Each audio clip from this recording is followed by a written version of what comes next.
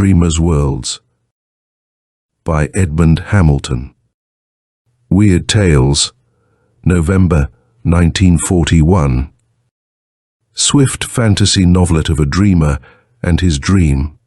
Surely the world of Thar, its strange cities and enormous mountains, its turquoise seas, twin moons and crimson sun, is nothing but a dream.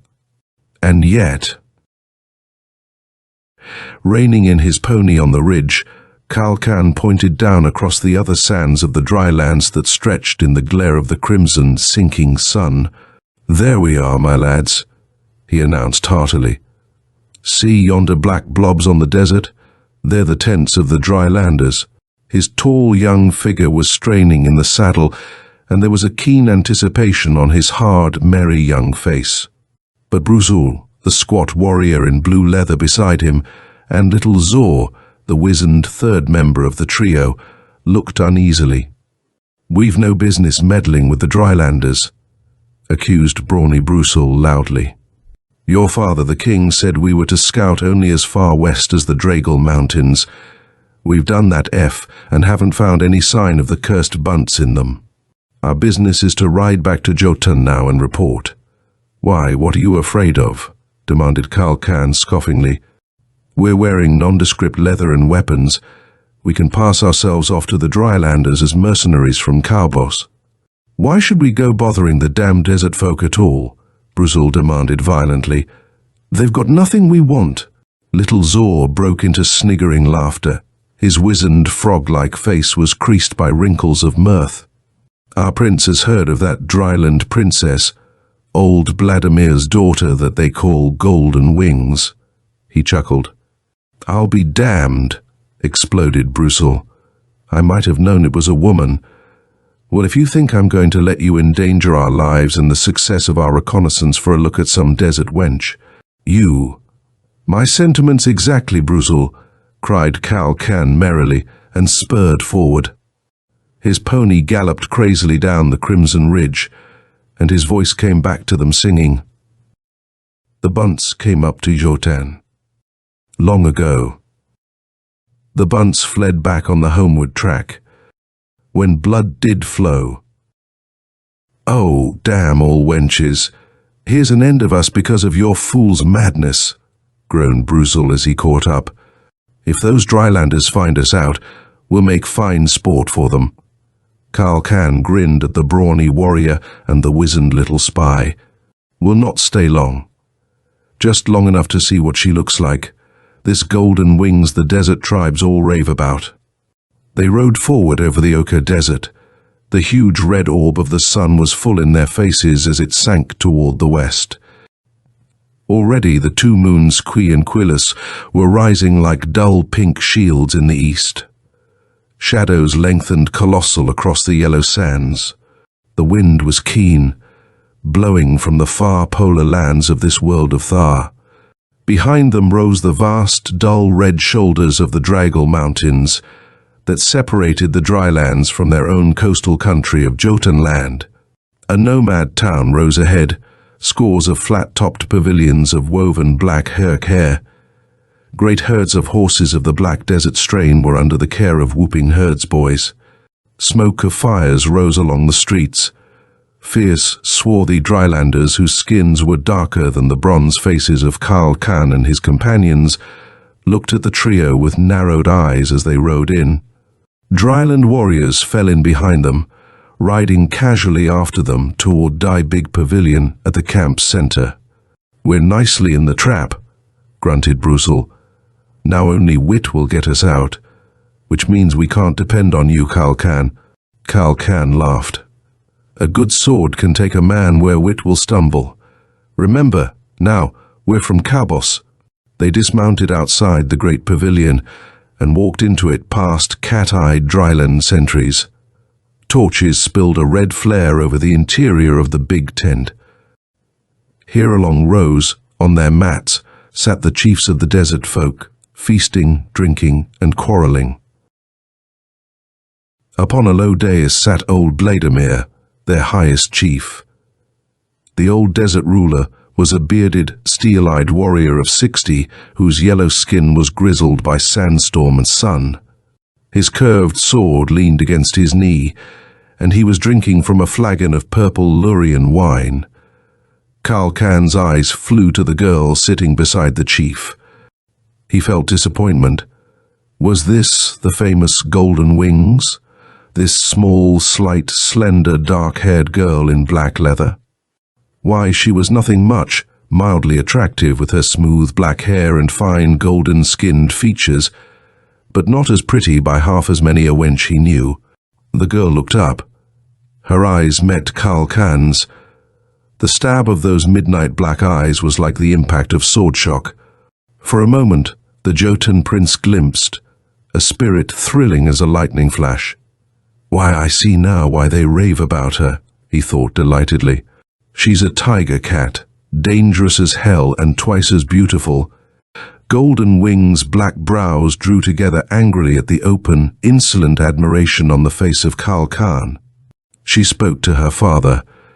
Vladimir looked down frowningly at the tall, grinning young warrior and his two companions. "Watermen," grunted the dryland chief contemptuously, using the desert folk's name for the coast peoples. "What do you want here?" "We're from Kalbos," Brussel answered quickly. "We had to leave there when the Bunts took our city last year. Being men without a country now, we thought we'd offer our swords to you." Vladimir spat. "We of the desert don't need to hire swords. You can have tent hospitality tonight. Tomorrow be gone." It was what Kal Khan had expected. He was hardly listening. His eyes, insolent in admiration, had never left the girl Golden Wings. A shrill voice yelled from the drylanders feasting in the big torchlit tent. A thin, squint-eyed desert warrior had jumped to his feet and was pointing at Kal Khan. "That's no Kalbian," he cried. "It's the Prince of Jotun. I saw him with the king his father 2 years ago in Jotun city." Kal Khan's sword sang out of its sheath with blurring speed, but too late. Drylanders had leaped on the three instantly, pinioning their arms. Old Vladimir arose, his hawk eyes narrowing ominously. "So you're that hell's brand, young Kal Khan of Jotun," he snarled. "Spying on us, are you?" Kal Khan answered coolly. "We're not spying on you. My father sent us into the Dragals to see if the Bunts were in the mountains. He feared that traitor Aegir might lead the green men north that way." "Then what are you doing here in our camp?" Vladimir demanded. Kal Khan looked calmly at the girl. "I'd heard of your daughter and wanted to look at her, to see if she was all they say." Golden Wings' black eyes flared, but her voice was silky. "And now that you have looked, Jotanian, do you approve?" Kal Khan laughed. "Yes, I do. I think you're a tiger cat, as would make me a fit mate. I shall do you the honor of making you Princess of Jotun." Swords of a score of dryland warriors flashed toward the three captives as the desert warriors leaped to avenge the insult. "Wait," called Golden Wings' dear voice. There was a glint of mocking humor in her black eyes as she looked down at Kal Khan. "No swords for this princeling, the whip's more suited to him. Tie him up." A roar of applause went up from the drylanders. In a moment, Kal Khan had been strung up to a tent pole, his hands dragged up above his head. His leather jacket was ripped off and his yellow shirt torn away.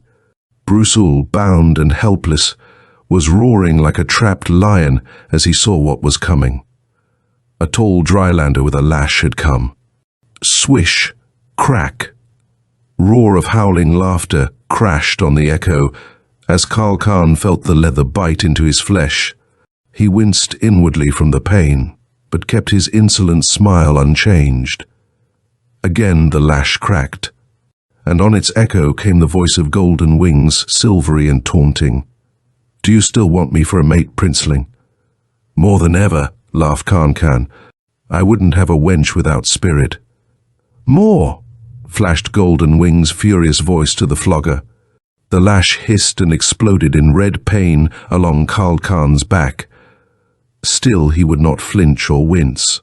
His mind was doggedly set. Through crimson pain mists came the girl's voice again. "You have thought better of your desire now, Jotanian?" Kal Khan heard his own laughter as a harsh remote sound. "Not in the least, darling. For every lash stroke you order now, you'll seek later to win my forgiveness with 100 kisses." 20 more strokes, flared the girl's hot voice. The whole world seemed pure pain to Kal Khan, and his back was a numbed torment, but he kept his face immobile. He was aware that the fierce laughter had ceased, that the dryland warriors were watching him in a silence tinged with respect. The lashes ceased. Kal Khan jeered over his shoulder. "What, no more? I thought you had more spirit, my sweet." Golden Wing's voice was raging. "There's still whips for you unless you beg pardon for your insolence." "No, no more," rumbled old Vladimir. "This princeling's wit struck, it's plain to see. Tie them all up tightly and we'll send to Jotan demanding heavy ransom for them." Kal Khan hardly felt them carrying him away to a dark, small tent. His body was so bathed in pain. He did feel the gasping agony of the jolt as he was flung down beside Brusul and Zor. They three, bound hand and foot with thongs of tough sandcat leather, were left in the tent by guards who posted themselves outside. "What a girl!" exclaimed Kal Khan. "Brusul, for the first time in my life, I've met a woman who isn't all tears and weakness." "Your wit struck indeed," flared Brusul. "I'd as lief fall in love with a sandcat as that wench. And look at the mess you've got us into here. Your father awaiting our report, and we prisoned here." 4. "We'll get out of this some way," muttered Kal Khan. He felt a reaction of exhaustion. "Tomorrow will bring counsel," he heard Brusul grumbling on, but he was drifting now into sleep. Golden Wing's face floated before him as sleep overtook him. He felt again the strong emotion with which the dryland girl had inspired him. Then he was asleep, and was beginning to dream. It was the same dream as always that came quickly to Kal Khan. He dreamed first that he was awaking. He was awaking, in fact. He was now awake. He yawned, opened his eyes, and lay looking up at the white-papered bedroom ceiling. He knew, as always, that he was no longer Kal Khan, Prince of Jotan. He knew that he was now Henry Stevens of Midland City, Illinois. Henry Stevens lay looking up at the ceiling of his neat maple bedroom, and thinking of the dream he had just had, the dream in which, as Kal Khan, he had been flogged by the Drylanders. "I've got myself in a real fix now," Henry muttered. "How am I going to get back to Jotun? But that girl Golden Wings is a darling." Beside him, his wife's plump figure stirred drowsily. "What is it, Henry?" she asked sleepily. "Nothing, Emma," he replied dutifully. He swung out of bed. "You don't need to get up. I'll get my own breakfast." On slippered feet, Henry Stevens plodded across the neat bedroom. As he carefully shaved, his mind was busy with remote things. "Even if Jotan can pay the ransom, it'll be a week before I can get back there," he thought, and who knows what the Bunts will be up to in that time. Out of the mirror, his own newly shaven face regarded him.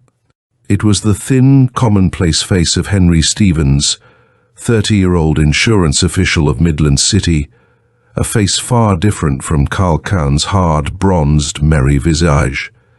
"I suppose I'm crazy to worry about Jotan, when it may be all a dream," Henry muttered thoughtfully. "Or is it this that's the dream after all? Will I ever know?"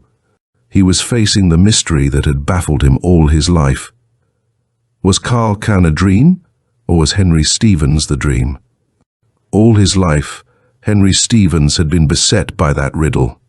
It was one that had begun with his earliest childish memories. As far back as he could remember, Henry had had the dream. As a child, he had every night dreamed that he was a child in a different world far removed from Midland City. Each night, when little Henry Stevens had lain down to sleep, he had at once slipped into the dream. In that dream he was a boy in the city Jotan, on the shore of the Zambrian Sea, on the world of Thar. He was Kal Khan, Prince of Jotan, son of the king, Khan Abul. All through his years of youth and manhood, the dream had persisted. Every night, as soon as he slept, he dreamed that he was awaking. And then, in the dream, he seemed to be Kal Khan again. As Kal Khan, he lived through the day on Thar, and when Kal Khan lay down to sleep, he dreamed that he awoke as Henry Stevens of Earth. The dream was continuous. There was nothing incoherent or jerky about it. Day followed day consecutively in the life of Kal Khan, as logically as in the life of Henry Stevens. Henry Stevens grew up through boyhood and youth, attending his school and playing his games and going off to college, and finally getting a job with the insurance company and marrying. And each night, in Henry's dream, Kal Khan was similarly pursuing his life, was learning to ride and wield a sword, and explore the mountains west of Jotunland, and go forth in patrol expeditions against the hated bunts of the south, who were the great enemies of Jotan. When he was awake and living the life of Henry Stevens, it always seemed to him that Kal Khan and his colorful, dangerous world of Thar were nothing but an extraordinarily vivid dream. All that world, with its strange cities and enormous mountains and forests and alien races, its turquoise seas and crimson sun, were surely nothing but dream. That was how it seemed to Henry Stevens. But when he was Kal Khan, in the nightly dream, it was exactly the opposite. Then it seemed to Kal Khan that Henry Stevens and his strange world of Earth were the dream. Kal Khan seldom doubted that. The hardy young prince of Jotan knew there could be no such world as this Earth he dreamed about each night. A world where he was a timid little man who worked with papers at a desk all day long, a world where men dressed and acted differently, where even the sun was not red but yellow. Surely, Kal Khan thought, that could be nothing but a dream that somehow had oppressed him all his life. Henry Stevens was not so sure about which was real. There were many times when it seemed to Henry that maybe Thar was the real world, and that Earth and Henry Stevens were die dream. They couldn't both be real. One of these existences of his must be the real one, and the other a strange continued dream. But which? If I only knew that, Henry muttered to his reflection in the mirror. Then whichever one is the dream wouldn't bother me much. I'd know that it wasn't real, whatever happened. He looked ruefully at himself. As it is, I've got 2 lives to worry about. Not that Kal Khan does much worrying.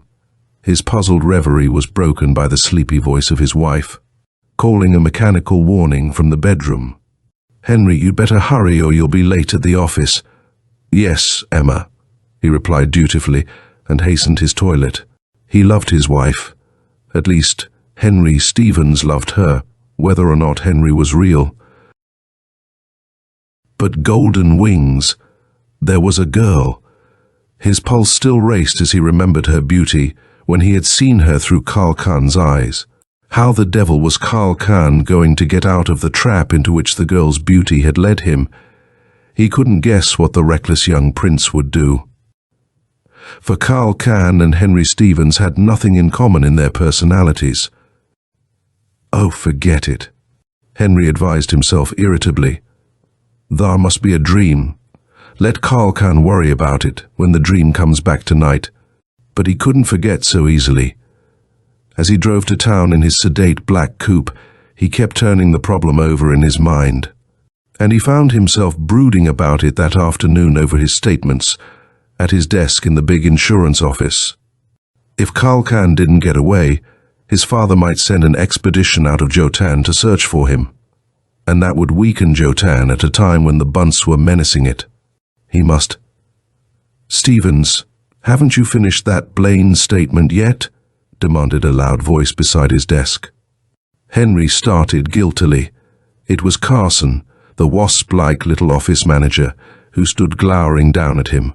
I was just starting it," Henry said hastily, grabbing the neglected papers. "Just starting it?" Carson's thin lips tightened.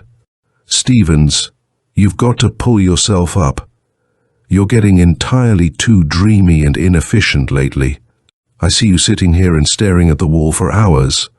What's the matter with you anyway?" "Nothing, Mr. Carson," Henry said panically. Then he amended, "I've had a few troubles on my mind lately, but I won't let them interfere with my work again." "I wouldn't, if I were you," advised the waspish little man ominously, and departed. Henry felt a cold chill. There had been a significant glitter in Carson's spectacled eyes. He sensed himself on the verge of a terrifying precipice of losing his job. "If I don't forget about Thar, I will be in trouble," he muttered to himself. "I can't go on this way." As he mechanically added figures, he was alarmedly trying to figure out a way to rid himself of this obsession. If he only knew which was reality and which was dream. That was what his mind always came back to. That was the key of his troubles. If, for instance, he could learn for a certainty that Karl Khan and his life in Thar were merely a dream, as they seemed, then he wouldn't brood about them. There wouldn't be any point in worrying about what happened in a dream. On the other hand, if he should learn that his life as Karl Khan was real, and that Henry Stevens and his world were the dream, then that too would relieve his worries. It wouldn't matter much if Henry Stevens lost his job, if Henry were only a dream. Henry was fascinated, as always, by that thought. He looked around the sunlit office, the neat desks and busy men and girls, with a flash of derisive superiority. "You may none of you be real at all," he thought. "You may all just be part of Karl Khan's nightly dream." That was always a queer thought. That idea that Earth and all its people, including himself, were just a dream of the Prince of Jotan. "I wish to heaven I knew," Henry muttered baffledly for the 1,000th time. There must be some way to find out which is real. Yet he could see no test that would give proof. He had thought of and had tried many things during his life to test the matter. Several times he had stayed up all night without sleep. He had thought that if he did not sleep and hence did not dream, it would break the continuity of the dream life of Karl Khan. But it had had no effect, for when he finally did sleep and dreamed that he awoke as Karl Khan, it merely seemed to Karl Khan that he had dreamed he was Henry Stevens, staying up a night without sleep, that he had dreamed 2 days and a night of the unreal life of Henry Stevens. No, that had failed as a test. Nor was there any other way. If he could be sure that while he was sleeping and living the dream life of Karl Khan, the rest of Earth remained real, that would solve the problem. The other people of Earth were sure they had remained in existence during his sleep. But if they were all just figments of dream, their certainty of existence was merely part of the dream. It was maddening, this uncertainty. He felt that it would drive him to insanity if the puzzle persisted much longer. Yet how was he to solve the riddle? Maybe a good psychoanalyst, Henry thought doubtfully. A fellow like that might be able to help. He shrank from his own idea.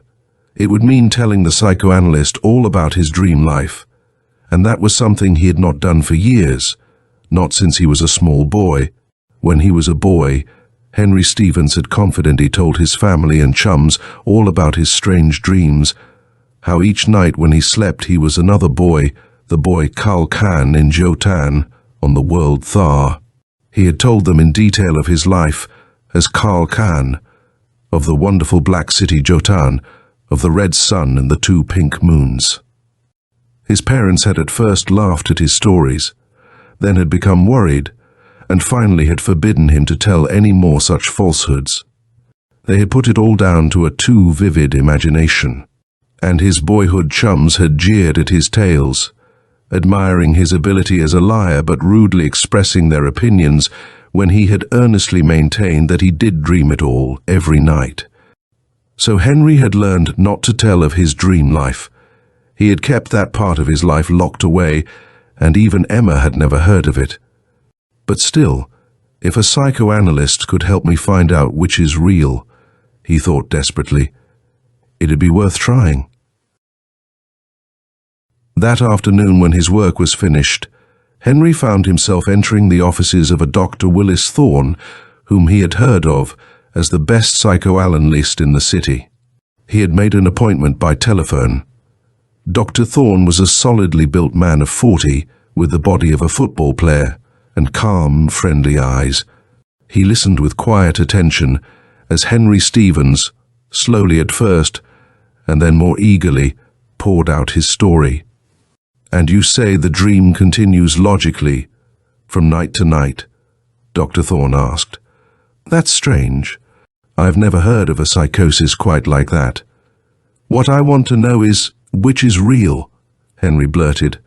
"Is there any way in which you could tell me whether it's Thar or Earth that's real?" Dr. Thorne smiled quietly. "I'm not a figment of a dream, I assure you. You see me sitting here, quite real and solid. Too solid, I'm afraid. I've been putting on weight lately." Henry, puzzledly thoughtful, missed the pleasantry. "You seem real and solid," he admitted, "and so does this office and everything else to me. But then I, Henry Stevens, may only be a part of the dream myself, Kal Khan's dream." Dr. Thorne's brow wrinkled. "I see your point. It's logical enough, from a certain standpoint. But it's also logical that you and I and Earth are real, and that Kal Khan and his world are only an extraordinarily vivid dream your mind has developed as compensation for a monotonous life." "I don't know," Henry muttered. "When I'm Kai Khan, I'm pretty sure that Henry Stevens is just a dream. But I, Henry Stevens, am not so sure. Of course, Kal Khan isn't the kind of man to brood or doubt much about anything. He's a fighter and reckless adventurer." Dr. Thorne was definitely interested. "Look here, Mr. Stevens, suppose you write out a complete history of this dream life of yours, this life as Kal Khan, and bring it with you the next time. It may help me." Henry left the office with his new hope on the wane. He didn't think the psychoanalyst could do much to solve his problem. After all, he thought depressedly as he drove homeward, there was hardly any way in which you could prove that you really existed. You felt you did exist. Everyone around you was sure they did too, but there was no real proof that that whole existence was not just a dream. His mind came back to Kal Khan's present predicament. How was he going to escape from the Drylanders? He brooded on that through dinner. "Henry Stevens, you haven't been listening to one word," his wife's voice aroused him. Emma's plump, good-natured face was a little exasperated as she peered across the table at him. "I declare you're getting more dopey every day," she told him snappily. "I'm just sleepy, I guess," Henry apologized. "I think I'll turn in." She shook her head. "You go to bed earlier every night. It's not 8 o'clock yet." Henry finally was permitted to retire. He felt an apprehensive eagerness as he undressed. What was going to happen to Kal Khan? He stretched out and lay in the dark room, half dreading and half anticipating the coming of sleep. Finally, the dark tide of drowsiness began to roll across his mind. He knew vaguely that he was falling asleep. He slipped into darkness, and, as always, the dream came at once. As always, he dreamed that he was awaking. Kal Khan awoke in the dark, cold tent. His whole back was a throbbing pain and his bound arms and legs were numb. He lay thinking a moment of his dream, how real it always seemed, the nightly dream in which he was a timid little man named Henry Stevens, on a queer drab world called Earth. When he was dreaming, when he was the man Henry Stevens, he even thought that he, Kal Khan, was a dream. Dreams within dreams, but they meant nothing. Kal Khan had long ago quit worrying about his strange dream life. The wise men of Jotan whom he had consulted had spoken doubtfully of witchcraft. Their explanations had explained nothing. And life was too short. There were too many enemies to slay, and girls to kiss and flagons to drink, to worry much about dreams. But this is no dream, worse luck, thought Kal Khan, testing his bonds. The Prince of Jotan trussed up like a damned hirk, he stiffened. A shadow was moving toward him in the dark tent. It bent over him, and there was a muffled flash of steel. Amazedly, Kal Khan felt the bonds of his wrists and ankles relax. They had been cut. The shadow sniggered. "What would you do without little Zor to take care of you, Prince?" "Zor?" Kal Khan's whisper was astonished. "How in the name of—" "Easily, Prince," sniggered Zor. "I always carry a flat blade in the sole of my sandal, but it took me all night to get it out and cut myself free. It's almost dawn." The cold in the tent was piercing. Through a crack in the flap, Kal Khan could see the eastern sky beginning to pale a little. He could also hear the drylanders on guard out there, shuffling to keep warm. Kal Khan got to his feet while Zor was freeing Brussel. Then the little man used his sliver of steel to slice a rip through the back wall of the tent.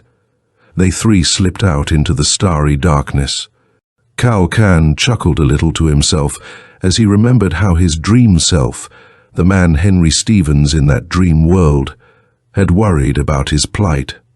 As though there was anything worth worrying about in that. They did not stop for a whispered consultation until they were well away from the tent in which they had been kept. The whole camp of the drylanders was still, except for an occasional drunken warrior staggering between the dark tents and the stamping of tethered horses not far away. "The horses are this way," muttered Brussel. "We can be over the Dragles before these swart-skinned devils know we're gone." "Wait," commanded Kal Khan's whisper. "I'm not going without that girl. Golden Wings." "Hell take your obstinacy," snarled Brussel. "Do you think you can steal the Drylanders' princess right out of their camp? They'd chase us to the end of the world. Beside, what would you want with that little desert cat who had you flogged raw?" Kal Khan uttered a low laugh. "She's the only wench I've ever seen who was more than a sweet armful for an idle hour. She's flame and steel and beauty, and by the sun, I'm taking her.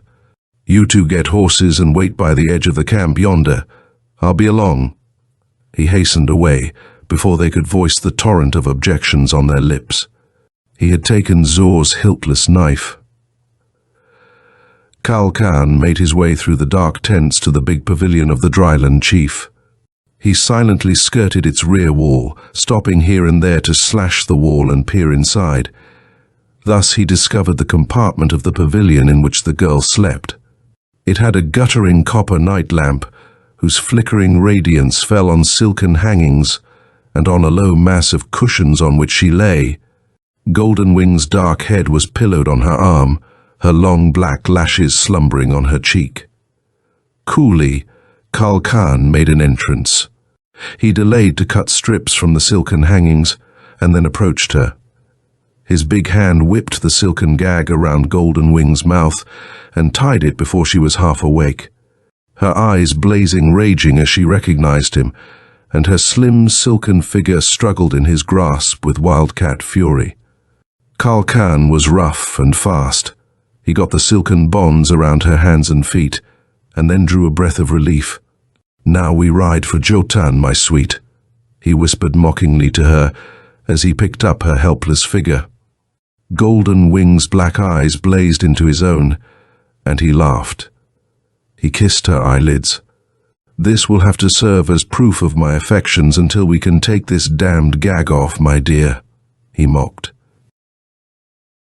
Her firm body writhed furiously in his grasp as he went out into the starry night.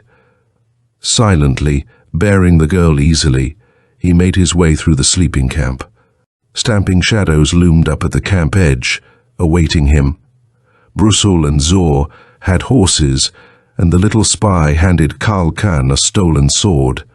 "You have the girl," Zor sniggered.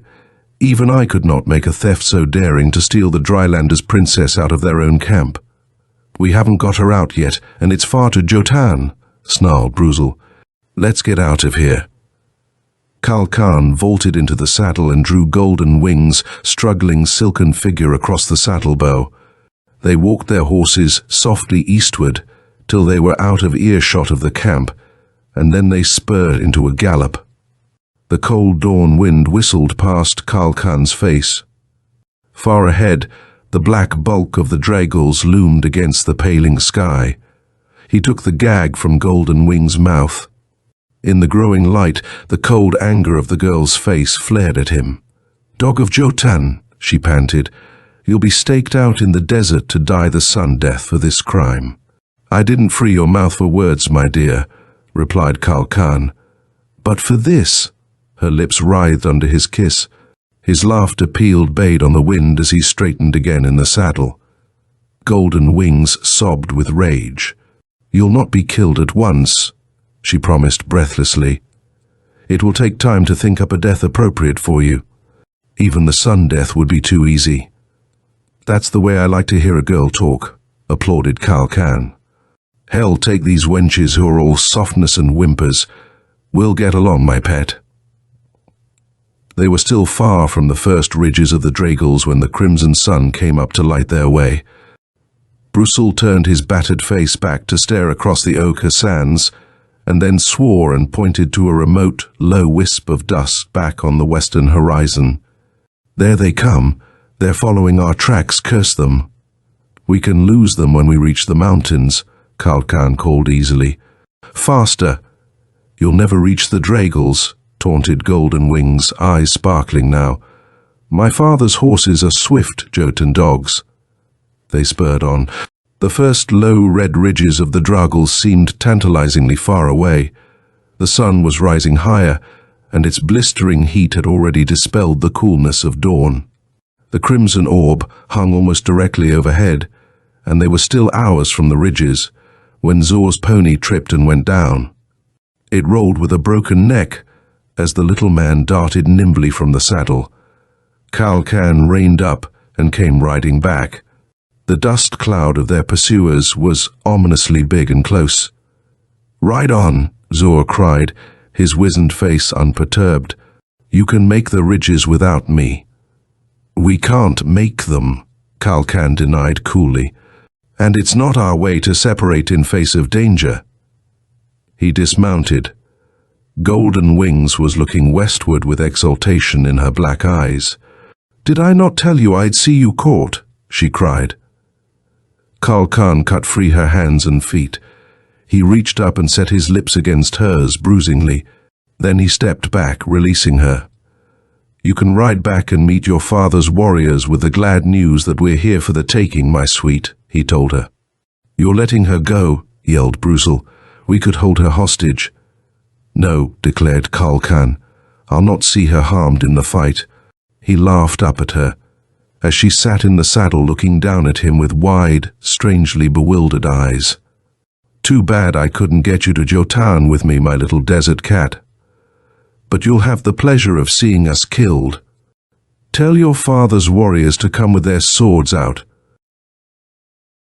For a long moment, Golden Wings looked down at him. Then she set spur to the pony and galloped away to the oncoming dust cloud. Kal Khan and his two comrades drew their swords and waited. And soon they saw the force of 100 Drylanders riding up to them. Vladimir was in the lead, his beard bristling, and Golden Wings rode beside him. "The little hellcat wants to help kill us," growled Brussel. "You should have slit her throat." Kal Khan shrugged. "I'd liefer slit my own. Too bad we have to end in a skirmish like this, old friends. I dragged you into it." "Oh, it's all right, except that we won't be with the armies of Jotan when they go out to meet Aegir and the Bunts," muttered Brussel. The Drylanders were not charging. No sword was unsheathed as they came forward, though old Vladimir was frowning blackly. The desert chieftain halted his horse 10 paces away and spoke to Kal Khan in a roaring voice. "I ought to kill you all, Jotanians, for taking my daughter away with you. But we're a free people. Since she says she goes with you of her own free will, I'll not interfere." "Of her own free will?" gasped Brussel. "What in the sun's name?" Golden Wings had dismounted and came toward Kal Khan. Her dark eyes met him levelly. She did not speak, nor did he as she took his hand. Vladimir laid a sword blade across their clasped hands and tossed a handful of the yellow desert sand upon it. Kal Khan felt his heart in his throat. It was the marriage rite of the Drylanders. Zor and Brusul were staring unbelievingly, the Drylanders sadly, but Golden Wing's red lips were sweet fire under his mouth. "You said that for each lash stroke last night, I'd pay 100 kisses," she whispered. "That will take long, my lord." He looked earnestly into the brooding sweetness of her face. "No deceptions between us, my little sand cat," he said. "When I freed you and let you go to your father, I was gambling that you'd come back like this." For a moment, her eyes flared surprise and anger, and then she laughed. "No deceptions, my lord. Last night in my father's pavilion, I knew you were the mate I'd long awaited, but I thought the lashing would teach you to value me the more." Vladimir had mounted his horse. The stoical old desert chieftain and his men called their farewells and then rode back westward. They had left horse and sword for Golden Wings. She rode knee to knee with Kal Khan as they spurred up the sloping sands toward the first red ridges of the Draggles. Dusk came upon them hours later as they climbed the steep pass toward the highest ridge of the range. One of the pink moons was up and the other was rising. The desert was a vague unreality far behind and below. "Look back, and you can see the campfires of your people," he told the girl. Her dark head did not turn. "My people are ahead now in Jotan." They topped the ridge. A yell of horror burst from Brusul. "The bunts are in Galoon!" "Hell take the Green Devils, they've marched leagues north in the last 2 days." Kal Khan's fierce rage choked him as he too saw. Far, far to the east, beneath the rosy moons, the lowland plain below the Draggles stretched out to the silvery immensity of the Zambrian Sea. Down there to the right, on the coast, should have shone the bright lights of the city Galoon, southernmost port of Jotunland. But instead the city was scarred by hideous red fires that smoldered through the night like baleful, unwinking eyes. "Aegir's led the green men farther north than I dreamed," Kal Khan muttered. "Oh, damn that traitor! If I had my sword at his throat." "We'd best ride hard for Jotan before we're cut off," Zor cried. They rode north along the ridges, until the red fires of burning Galoon receded from sight. Then they moved down the western slopes of the mountains and galloped on north along the easier coast road. Galloping under the rosy moons, Kal Khan pointed far along the shore to a yellow beacon fire atop the lighthouse tower outside Jotan. The square black towers of Jotan loomed sheer on the edge of the silver sea, surrounded by the high black wall which had only 2 openings. A big water gate on the seaside, and a smaller gate on the other. The rosy moonlight glinted off the arms of sentries posted thick on the wall, and a sharp challenge was flung down as Kal Khan rode up to the closed gate. Joyful cries greeted the disclosure of his identity. The gates ground slowly open, and he and Golden Wings galloped in with Brusul and Zor. Kal Khan led the way through the black-paved stone streets of Jotan to the low, brooding mass of the palace. When, with Golden Wing's hand in his, he hurried into the great domed, torch-lit marble hall of the kings, he found his father awaiting him. Cannibal's iron-hard face seemed even grimmer than usual. "The bunts," Kal Khan began, but the king finished for him. "I know. The green men have captured and sacked Galoon, led by my traitorous brother. We've been gathering our forces. Tomorrow we march south to attack. It's good you are in time to join us." "But who's this?" Kal Khan grinned. "I found no bunts over the Draggles, but I did find a princess for Jotan. They call her Golden Wings, Vladimir's daughter." Cannibal grunted. "A dryland princess? Well, you've made a bad bargain, girl. This son of mine's an empty-skulled rascal. And tomorrow he goes south with us to battle." "And I go with him," declared Golden Wings. "Do you think I'm one of your Jotan girls that cannot ride or fight?" Kalkin laughed. We'll argue that tomorrow.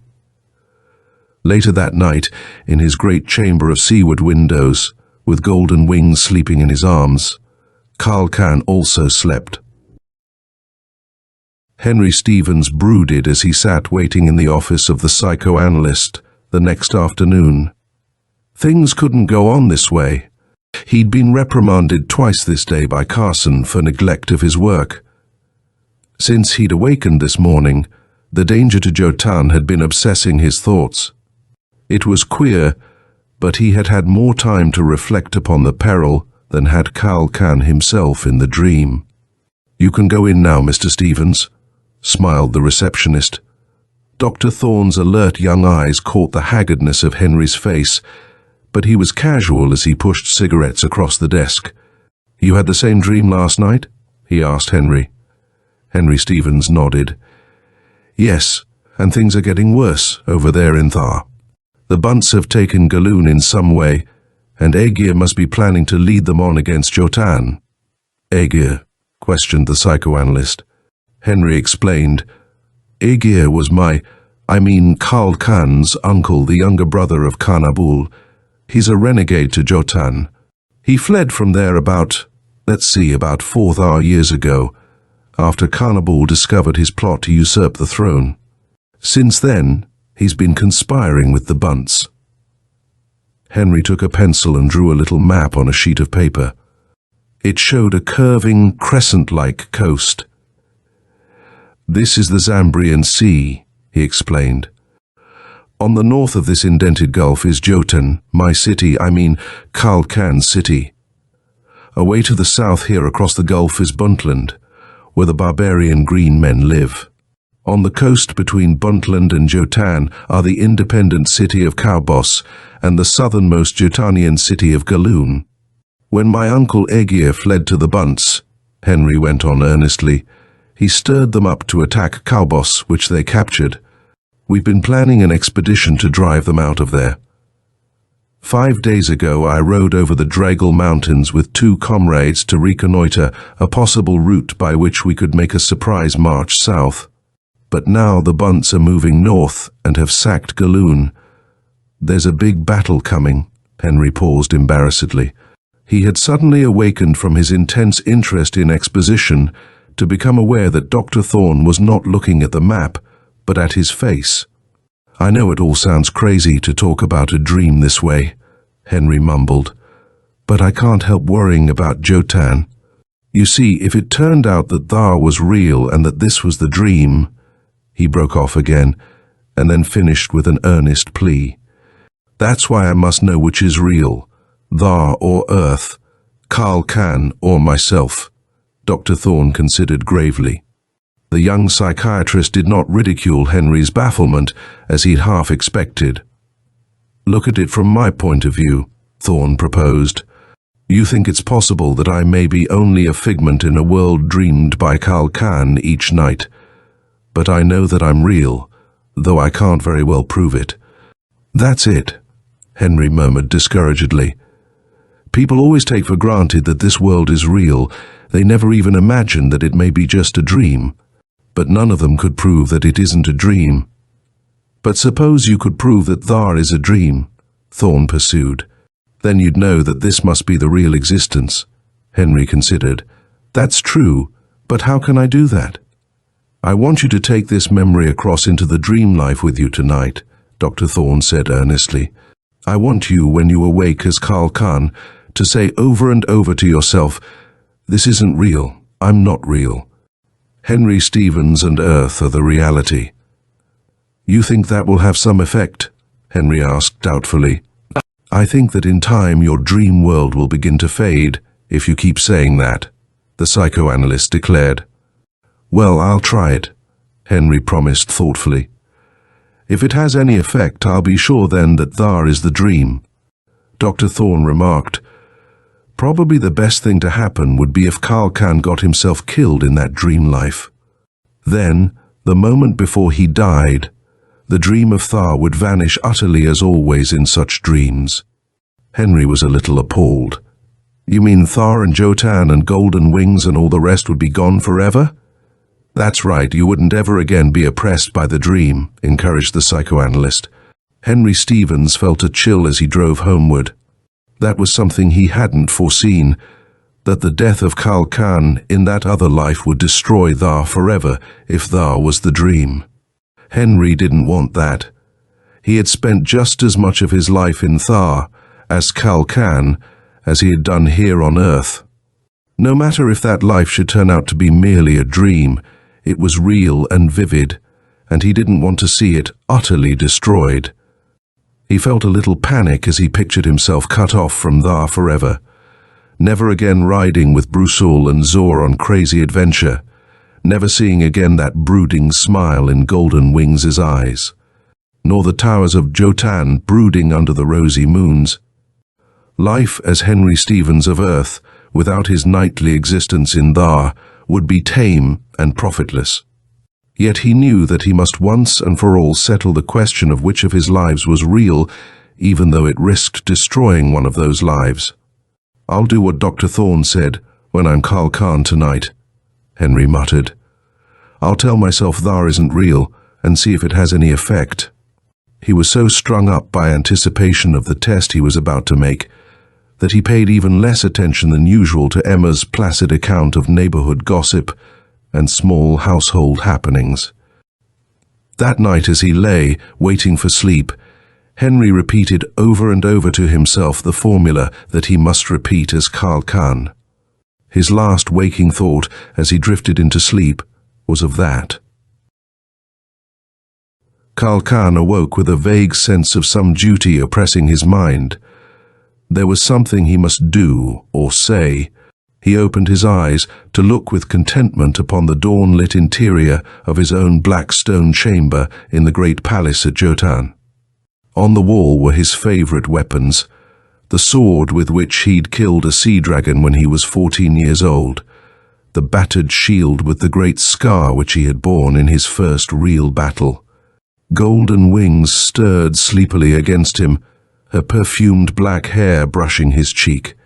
He patted her head with rough tenderness. Then he became aware of the tramp of many feet outside, of distant clank of arms and hard voices barking orders, and rattle of hurrying hoofs. His pulse leaped. Today we go south to meet Aegir and the Bunts. Then he remembered what it was that dimly oppressed his mind. It was something from his dream, the queer nightly dream in which he was the timid little man Henry Stevens on that strange world called Earth. He remembered now that Henry Stevens had promised a doctor that he would say aloud, "Thar isn't real. I, Kal Khan, am not real." Kal Khan laughed. The idea of saying such a thing, of asserting that Thar and Jotan and everything else was not real, seemed idiotic. That timid little man I'm in the dream each night, he thinks I would mouth such folly as that. Kal Khan chuckled. Golden Wings had awakened. Her slumberous black eyes regarded him questioningly. "It's my own private joke, sweet," he told her, and he went on to tell her of the nightly dream he had had since childhood, of a queer world called Earth in which he was another man. "It's the maddest world you can imagine, my pet, that dream world. Men don't even wear swords. They don't know how to ride or fight like men. And they spend their lives plotting in stuffy rooms for a thing they call money, bits of paper and metal. And the cream of the joke," Kal Khan laughed, "is that in my dream I even doubt whether Thar is real. The dream me believes that maybe this is the dream, that Jotan and Brusul and Zor, and even you, are but phantom visions of my sleeping brain."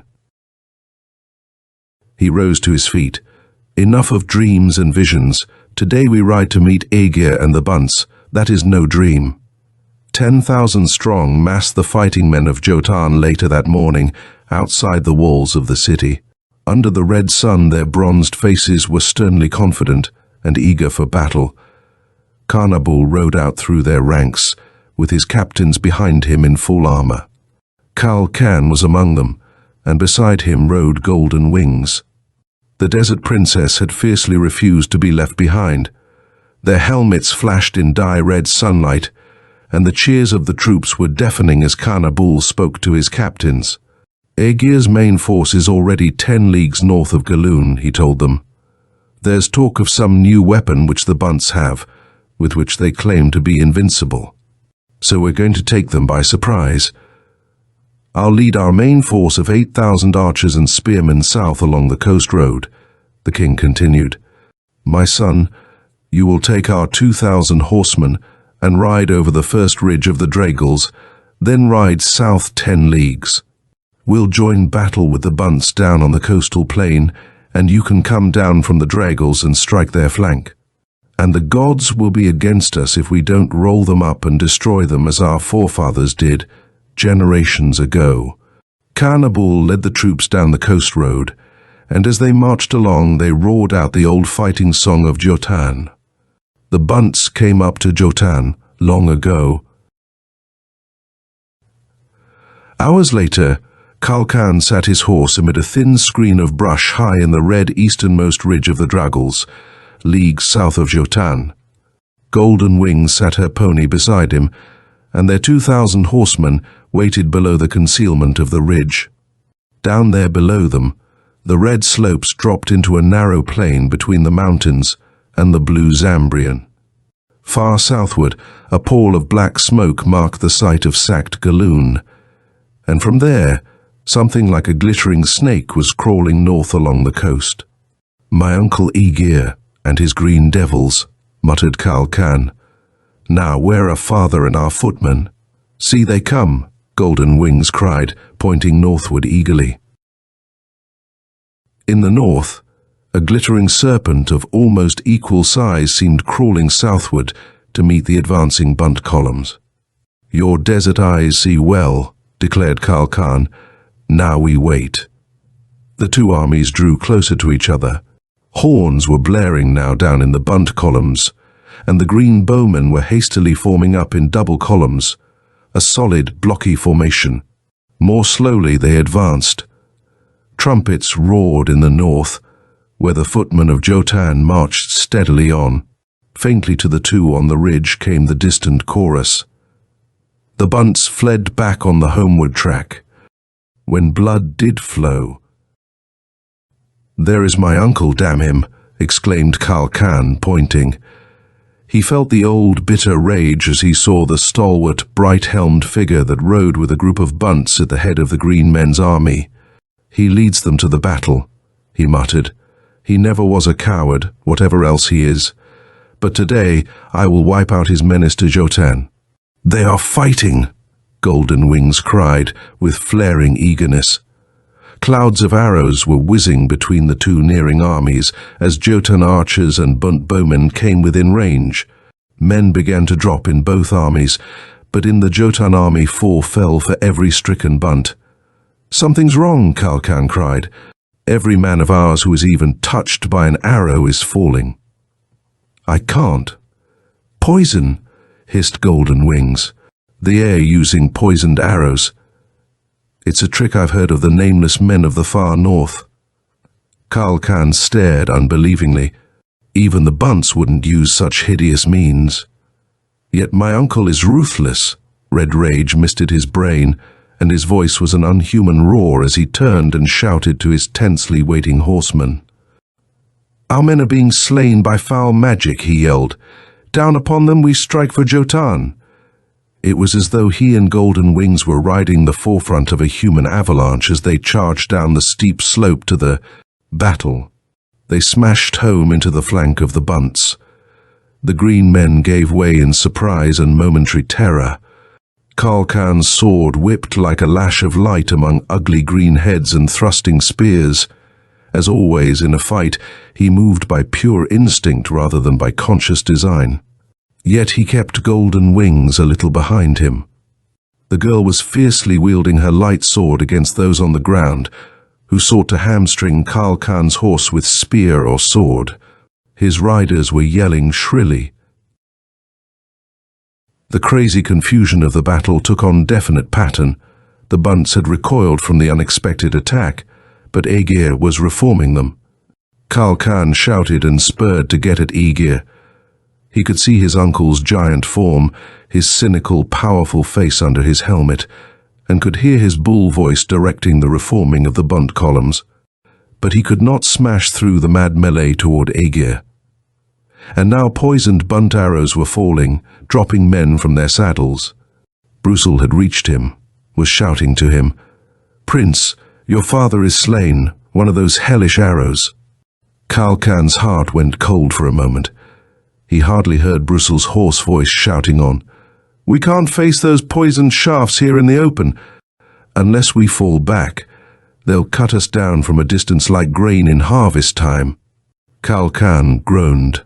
He saw the dilemma. They could not hope to smash the bunt lines that Aegir had reformed, and in a long battle the new poisoned arrows of the green men would take heavier and heavier toll of them. The safety of Jotun was now a crushing weight on his shoulders. He was king now, and the dire responsibility of the position in this mad moment left him no time even for sorrow for his father. A battle lost here now meant that Jotun was defenseless before Aegir's horde. With a groan, he ordered a trumpeter to sound retreat. "Fall back toward Jotun," he ordered. "March the footmen back on the double, Brusil. We'll cover your withdrawal with the horsemen."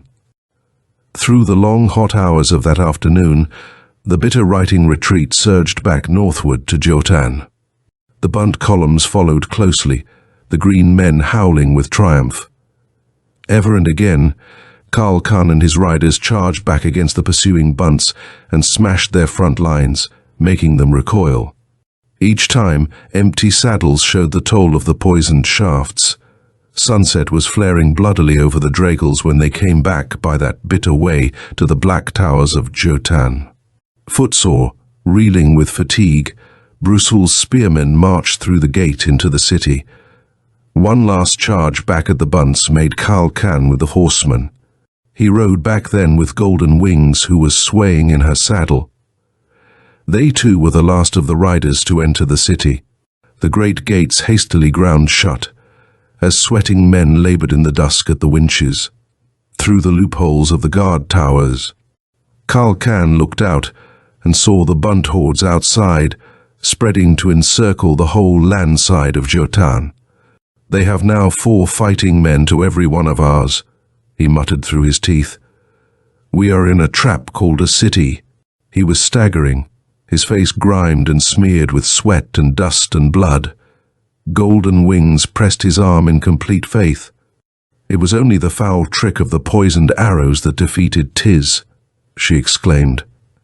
"But for that, we'd have rolled them into the sea."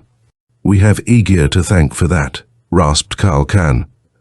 "While that man lives, doom hangs like a thundercloud over Jotun." He stepped to the window and sent his voice rolling out into the gathering darkness. "Aegir, will you settle this man to man, sword to sword? Speak." Back came a sardonic voice from the camp of the bunts. "I am not so simple, my dear nephew. Your city's a nut whose shell will soon crack and pick. So rest you." Kalkan set guards at every rod of the wall. Jotun's streets were dark under the 2 moons, for no torches had been lit this night. The sound of women's voices wailing a requiem for his dead father brought his numbed mind a sick sense of loss. No one else in Jotun spoke or broke the stillness. Awful and imminent peril crushed the city's folk. But from the darkness outside the walls came the sound of distant hammering as the bunt hordes began making scaling ladders for the morrow. From a window of the palace, before he collapsed in drugged sleep of exhaustion, Kalkan saw the bunt fires hemming in the whole landward side of the city in their crescent of flame. Henry Stephen's wife had been worried about him all day. He had been acting queerly, she thought anxiously, ever since he had awakened that morning. He had been pale and stricken and haggard since he had awakened. He had not gone to the office at all, a tiling unprecedented. And he had spent most of the day pacing to and fro in the little house, his haunted eyes not seeming to see her, his whole bearing one of intense excitement. Henry was afraid of the dread climax to which things were rushing in the other world of Thar. He knew the awful peril in which Jotan now stood. Once those hordes of bunts got over the wall, the city was doomed. "I've got to quit driving myself crazy about it," he told himself desperately that afternoon. "It's just a dream. Thar and Khal Khan must be only a dream." But his feverish apprehension was not lessened by that thought. No matter if Thar was only a dream, it was real to him. He knew Jotan and its people from the nightly dreams of his earliest childhood. Every street of the Black City he had known and loved as Khal Khan. Even if it were only a dream, he couldn't let the old, lovely city and its people be overwhelmed by Aegir and his green barbarians. If Thar was the dream, and the city Jotan was taken and Khal Khan was slain, there would be an end to his precious dream life forever. Only the monotonous existence of Henry Stevens would stretch before him. And if Thar happened to be the reality, then it was doubly vital that Khal Khan's people be saved from that menace. "Yet what can I do?" Henry groaned inwardly. "What can Khal Khan do? The bunts will surely break into the city." The poisoned arrows, new to the Jotanians, gave Aegir's green warriors a terrific advantage. That, and their outnumbering hordes, would enable them to scale the walls of Jotan, and then the end would be at hand. "Damn Aegir for his deviltry in using those arrows," Henry muttered. "I wish I could take a dozen machine guns across. I'd show the cursed traitor." It was a vain and idle wish, he knew. Nothing material could traverse the gulf between dream world and real world, whichever was which. His own body even, Henry Stevens's body, never crossed that gulf. He took into Thar each night were his memories of Henry Stevens' life on Earth during the day, and that seemed only a dream. He could take memory across, though, and that thought gave pause to Henry. A faint gleam of hope appeared on his horizon.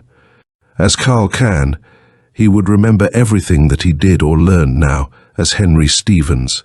Suppose that he, by heaven, Henry exclaimed excitedly, "There's a chance I could do it." A trick to overmatch Aegir's poisoned arrows.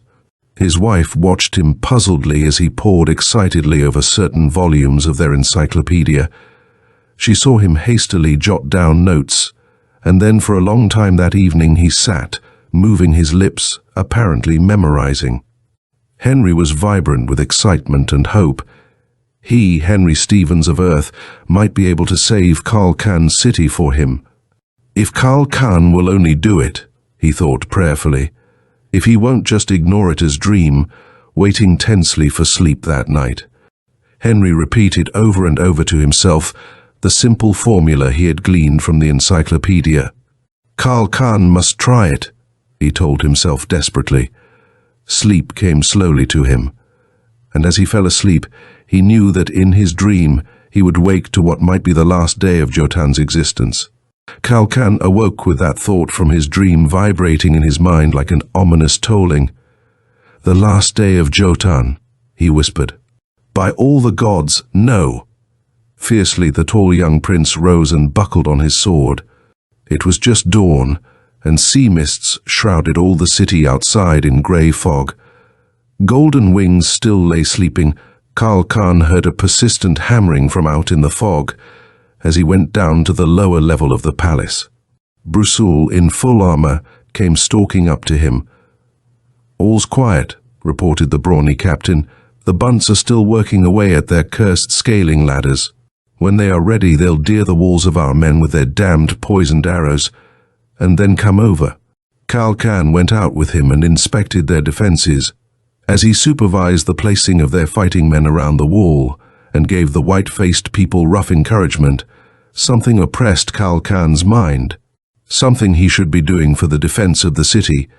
When he got back to the palace with Brusul, Golden Wing's slim leather-clad figure came flying into his arms. "I dreamed the bunts were already in the city," she cried. "And then I awoke and found you gone." Khal Khan, soothing her, suddenly stiffened. Her words had recalled that vague, forgotten something that had oppressed him. "My dream!" he exclaimed. "I remember now, in the dream, on that other world. I learned how to make a weapon against the bunts.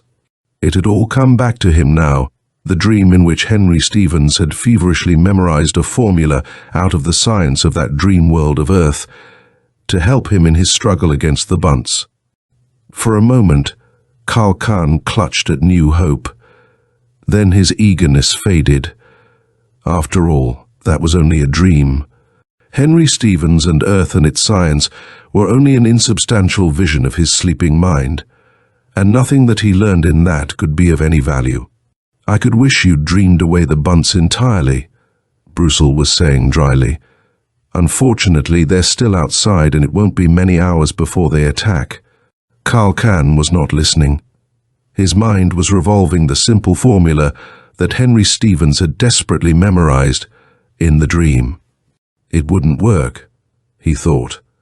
It couldn't work when there's no reality to all that. Yet he kept remembering Henry Stevens' desperate effort to help him. That timid, thin little man, he was in his dream each night. That little man had prayed that Kal Khan would not ignore his help, would try the formula.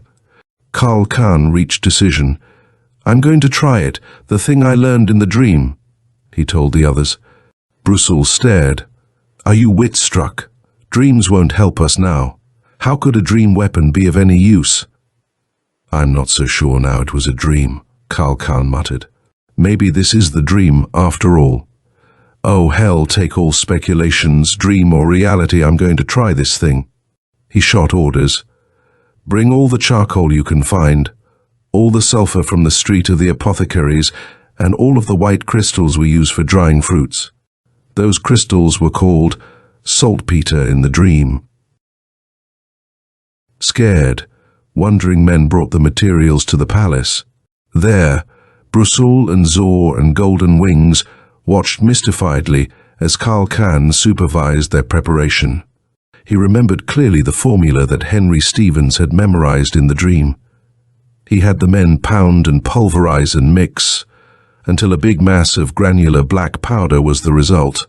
Now bring small metal vases, enough to hold all this, and lampwicks and day, he ordered. A captain came running, breathless. The bunts have finished their ladders, and I think they're soon going to make their attack, sire, he cried. And our leader lingers here, muddling in minerals, cried Brussel gustily. Kal Khan, forget this crazy dream and make ready for battle. Kal Khan paid no attention. He was having the men stuff the small metal vases with the black powder, stopping their mouths with clay through which a fuse like wick protruded. Distribute these vases to all our men along the walls, he ordered. Tell them that when the bunts place their ladders, they are to light the fuses and fling the vases down among the green warriors at my command. Hell destroy all dreams, raged Brussel. What good will such a crazy plan do? Do you think dropping vases on the bunts will stop them? I don't know, Kal Khan muttered. In the dream, I thought it would. The dream me called the powder gunpowder, and the vases grenades, and in the dream they seemed a more terrible weapon even than the poisoned arrows. Yells from the walls and the warning blare of trumpets ripped across the sunlit city. A great cry swept through Jotun's streets. The bunts are coming. To the wall, Kal Khan cried. From the parapet atop the great wall, the rising sun revealed an ominous spectacle. From all around the landward side of Jotun, the hordes of the bunts were surging toward the city. First came a line of green bowmen whose hissing poisoned shafts were already rattling along the top of the wall. Jotanian warriors sank groaning as the swift poison sped into their blood. Kal Khan held his shield up and swept Golden Wings behind him as they waited. Behind the first line of bowmen came bunts carrying long, rough wooden scaling ladders. Behind these came the main masses of the stocky green men, armed with bows and short swords, led by Aegir himself. The ladders came up against the wall, and the blood-chilling bunt yell broke around the city as the green warriors swarmed cat-like up them. Geranians who sought to push over the ladders were smitten by arrows. "Over the wall and open the gates!" Aegir's bull voice was yelling to his green men. "Let us into Jotun." The main horde of the bunts was already surging toward the gates of the city, while their attackers on the ladders sought to win the wall. "Now, light the fuses and drop the vases," Kal Khan yelled along the parapet, through the melee. Torches at readiness set the wicks alight. The seemingly harmless little metal vases were tossed over into the surging mass of the bunts. A series of ear-splitting crashes shook the air, like thunder. White smoke drifted away to show masses of the bunts felled by the explosions. "Gods!" cried Brusul pallidly.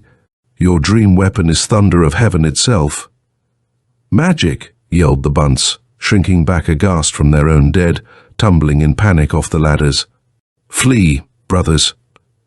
The fear-maddened green warriors surged back from the walls of Jotan, breaking in panic-stricken, disorganized masses. Aegir's bull voice could be heard raging, trying to rally them, but in vain. The men of Jotan who had lighted and flung the new weapons were as horrified as their victims. Kal Khan's yell aroused them. "Horses and after them," he cried. "Now is our chance to avenge yesterday." The gates ground open, and every horseman left in Jotan galloped out after Kal Khan and Golden Wings in pursuit of the roted green men. The bunts made hardly any effort to turn and fight. They were madly intent on putting as great a distance as possible between them and Jotan. "It's Aegir I'm after," Kal Khan cried to Brusul. "While he lives, no safety for Jotan." "See, there he rides," cried Golden Wings' silvery voice. Kal Khan yelled and put spur to his horse as he saw Aegir and his bunt captains riding full tilt toward the Draggles in an effort to escape. They rode right through the seeing bunts in pursuit of the traitor. They were overtaking him when Aegir turned and saw them coming. The Jotanian renegade uttered a yell, and he and his green captains turned. "Where arrows?" shouted Brusul behind Kal Khan. Kal Khan saw the bunts loosing the vicious shafts, but he saw it only vaguely, for only Aegir's sardonic face was clear to him as he charged. Sword out, he galloped toward his uncle. Something stung his arm, and he heard a scream from Golden Wings and knew an arrow had hit him. "My dear nephew, you've 2 minutes to live," panted Aegir, his eyes blazing hate and triumph as they met, and their swords clashed. "You're a dead man now." Kal Khan felt a cold, deadly numbness creeping through his arm with incredible rapidity. He summoned all his fast-flowing strength to swing his sword up. It left his guard open, and Aegir stabbed viciously as their horses wheeled. Then Kal Khan's nerveless arm brought his blade down. "This for my father, Aegir!" The sword shore the traitor's shoulder and neck half through, and a moment after Aegir dropped from the saddle, Kal Khan felt his own numb body falling. He could not feel the impact with the ground.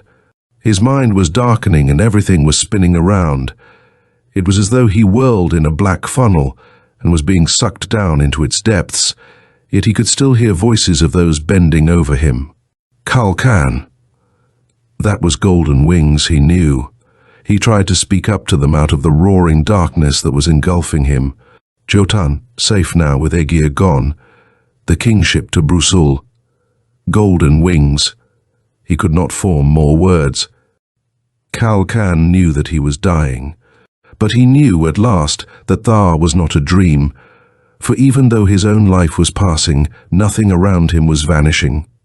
But his darkening brain wondered if that had been real all the time, but then, in a flash of light on the very verge of darkness, Kal Khan saw the truth that neither he nor the other had ever imagined. Henry Stevens lay dead upon his bed in the neat bedroom of his little suburban cottage, and in the room, his sobbing wife was trying to tell her story to the physician and the psychiatrist. "It was all so sudden," she sobbed. "I awoke and found that Harry was clenching his fists as though in a convulsion and was shouting something about Jotan being safe now. And then he was dead." The physician was soothing her as he led her to another room. When he came back, his face was keen as he looked at Dr. Thorne. "You heard her story?" he said to the psychiatrist. I telephoned you because I understood he'd been consulting you. I can't understand this thing at all." He pointed to Henry's motionless figure. The man had nothing organically wrong with him, as I happen to know. Yet he died in his sleep, as though from terrible mental shock. "You've hit it, Doctor," nodded Dr. Thorne thoughtfully. "If my guess is right, he was dreaming, and when his dream self was killed, Henry Stevens died also." He went on to tell the physician of the case. The practitioner's face became incredulous as he heard. "The poor devil," he ejaculated. "He had that dream and dream life all his life long, and when his dream self died, he died too by mental suggestion. I am not sure that that other life of his, that world of Thar, was a dream," Dr. Thorne replied soberly. "Oh, come, Doctor," protested the other. "If Henry Stevens and Earth were real, and we know they were, Thar and Kalkan must have been only his dream." "I wonder," replied the psychiatrist. "Did you ever hear of mental rapport? Cases where two people's minds are so tuned that one experiences the other's feelings and thoughts when his own mind is relaxed and quiescent. There have been a good many such provable cases. Suppose," Thorne went on, "that Henry Stevens was a unique case of that. Suppose that his mind happened to be in rapport from the time of his birth with the mind of another man who was not of Earth but of some world far across the universe from ours. Suppose that each man's subconscious was able to experience the other man's thoughts and feelings when his own consciousness was relaxed and sleeping, so that each man, all his life, seemed each night to dream the other man's life." "Good Lord!" exclaimed the practitioner. "If that were true, both Henry Stevens and Kalkan were real, on far separated worlds." Dr. Thorne nodded thoughtfully. "Yes, and the two men would be so much in rapport that the death of one would kill the other. It's only a theory, and we can never know if it's true. Probably he knows now." Henry Stevens, lying there, seemed to be smiling at their speculations. But it was not his own smile that lay upon his face. It was the reckless, gay, triumphant smile of Kalkan. End of Dreamers' Worlds by Edmond Hamilton.